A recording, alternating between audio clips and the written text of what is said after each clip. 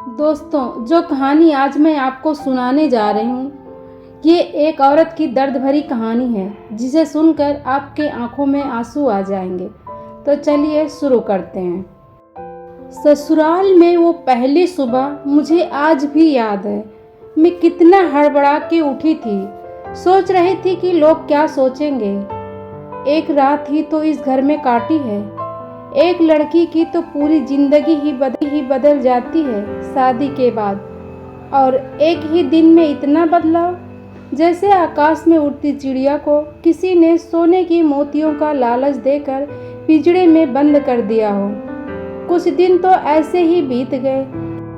एक दिन हम बाहर अपने पति के साथ घूमने गए और जब वापस आए तो सासू माँ की खुशी का ठिकाना नहीं था। वो बहुत खुश हुई, लेकिन वो खुशी बस अपने बेटे के लिए ही दिखी मुझे। सोचा शायद नया नया रिश्ता है, एक दूसरे को समझने में देर लगेगी, लेकिन समय ने जल्द ही एहसास करा दिया कि मैं एक बहू हूँ, जैसा चाहूँ वैसा नहीं रह सकती। कुछ कायदा कानून है, मर्यादा है जिसका मुझे पालन करना होगा। धीरे से हंसना, धीरे धीरे बोलना, घर का पूरा काम अकेले करना, सबके खाने के बाद खाना खाना, ये सब आदतें जैसे अपने आप ही आ गई। घर में कभी कभी माँ से बात होती थी। धीरे धीरे मुझे मायके की याद सताने लगी। जब मैं मायके जाने के लिए बोली तो कहा गया कि अभी नहीं, कुछ दिन बाद जाना। जिस पति ने शादी से पहले ये कहा था कि पास में ही तो हैं, कभी भी आ जाएंगे, उनके भी सुर बदले हुए थे। अब सब कुछ समझ में आ रहा था कि शादी कोई खेल नहीं है जिसमें सिर्फ घर ही नहीं बदलता, बल्कि एक लड़की का पूरा जीवन ही बदल जाता है। कि एक लड़की का जब मन करे अपने मायके नहीं जा सकती, और मायके वाले भी बिना पूछे नहीं आ सकते अपनी बेटी से मिलने।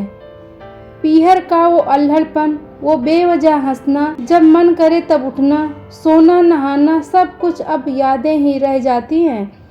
अब मुझे एहसास होने लगा था कि क्यों विदाई के वक्त सब मुझे गले लगाकर रो रहे थे।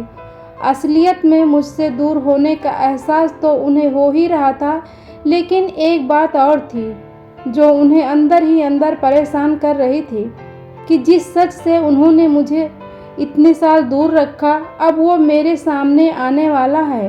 उनकी सबसे बड़ी चिंता ये थी, अब उनका ये बेटा, जिसे कभी बेटी होने का एहसास ही नहीं कराया था, जीवन के इतने बड़े सच को कैसे स्वीकार करेगी।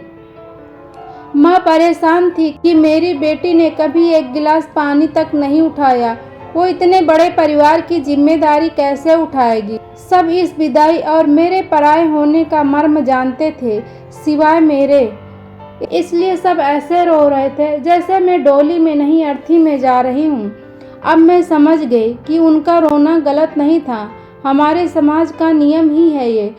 एक बार बेटी डोली में विदा हुई तो फिर वो बस मेहमान ही होती है मायके की। सच तो ये है कि अब वो कभी भी यूं ही अपने घर, जिसे पीहर कहते हैं, नहीं आ सकती। हजारों समस्या और परेशानी आने पर भी उसी को हल करना है, हंसते हुए, अपने गम छुपाते हुए।